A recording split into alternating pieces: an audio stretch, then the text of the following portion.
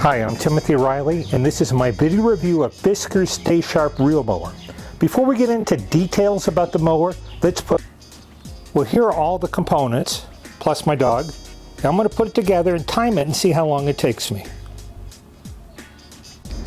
Now here's the mower fully assembled.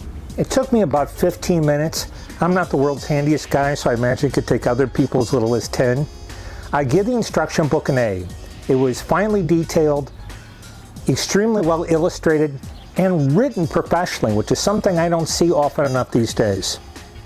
I give the assembly a B, and the reason is that even though it was pretty easy, they didn't include the two tools necessary. And since those little stamp tools would have worked just fine, I think they should have included those. Now let's take a look at the mower itself in detail. I have the mower set on its side now, and adjusting the cutting height is very simple. It cuts from 3.5 inches at the highest, which is 7, to 1.5 inches at the lowest, which is setting number 1.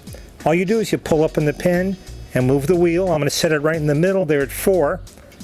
You hear it click into one of these holes, and each wheel needs to be changed independently.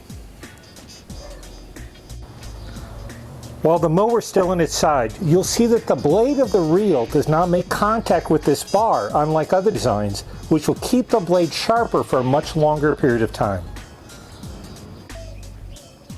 Now in comparison, here's the Scott's 20-inch classic reel mower, and the blade actually makes contact with this bar all along here, which is why it makes a squeaking noise. It's harder to push, and you have to sharpen the blade at least once a year. Now when comparing the two mowers side by side, you'll see even though they both have 5 blades, the Fiskars reel is much larger and easier to spin.